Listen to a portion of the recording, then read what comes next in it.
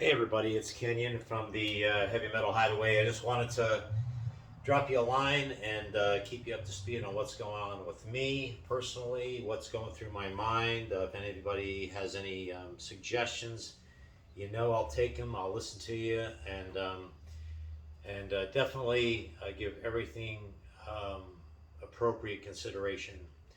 As you know, I think I have been diagnosed with prostate cancer. My own fault, although the doctor is not so sure, but whatever.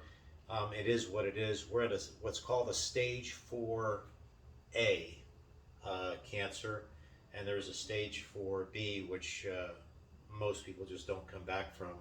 But stage 4A means that the metastases has spread locally to some bone and some lymph nodes from the prostate, um, but it is in such a state where it can be, I'm going to use the term grabbed, it can be grabbed and be brought back, killed, or whatever, and be back confined to the prostate where it can be made dormant. So we're in a pretty good place if there's a place to be. Prostate cancer is one of the more treatable cancers, and then certainly in a more regional setting, a more regional metastatic state, um, it's not so bad. Now, I say not so bad. So now, as you're aware, I'm used to working out every day, like 6 days a week, 7 days a week sometimes. And one thing that's kind of hampered my going to the gym, not so much the cancer, but my dermatologist taking a couple things off my bags. I had some stitches done, and she's advising me to stay out of the gym for another week, which is driving me absolutely insane. That's no exercising for about 3 weeks. And as you can imagine, that makes me crazy. But I'm going to do that because I don't need any stitches popping open or anything happening with that. But my plans are to get back in the gym full speed ahead in about 3 or 4 days. Excuse me. And so, kind of to review what the status is of my treatment now.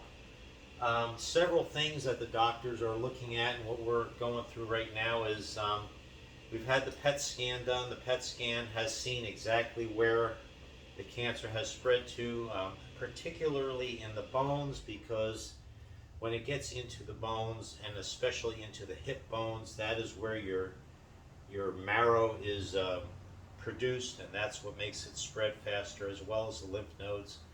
So we are going to hit the bone, 3 or 4 bone areas with radiation treatments starting early this coming week before Thanksgiving, and that's going to progress for about 2 weeks. It's going to be a total of 10 treatments, and so that's the radiation. And in the meantime, in early October, I took an Eligard shot, which is going to happen once every 3 months. My next shot is going to be January 5th, I believe.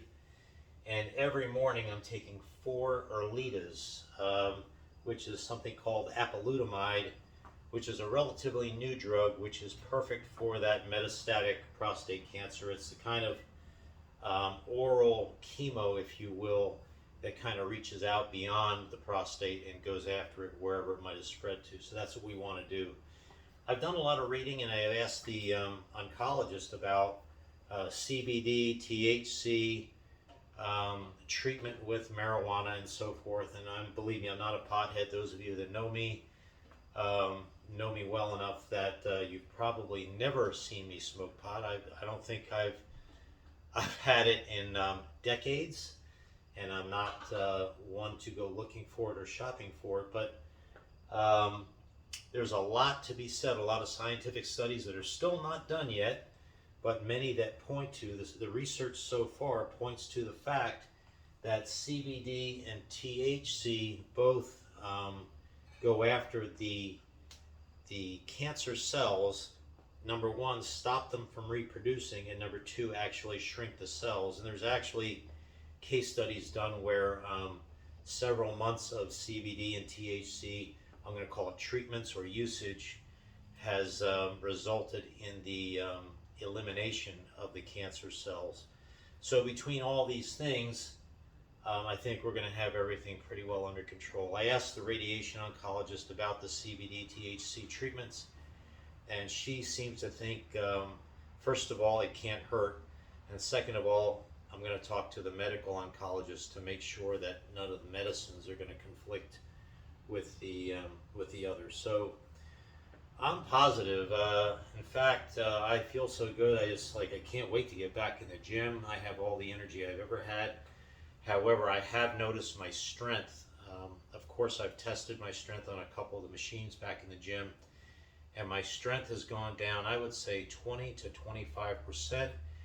And that's as a direct result of the depression that Eligard and Erlita has had on my testosterone. My testosterone was probably, well, at the beginning of this thing, that's what got me in trouble.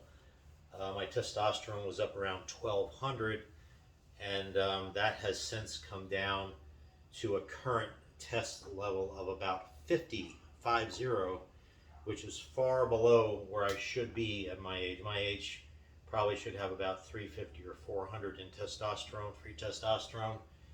And my PSA, which was up in the as high as 800 or 850, yeah, that's 100, not 8.5, 850 PSA is now down in the single digits, because once we depress the testosterone, that has an effect of depressing the PSA, which is what we want.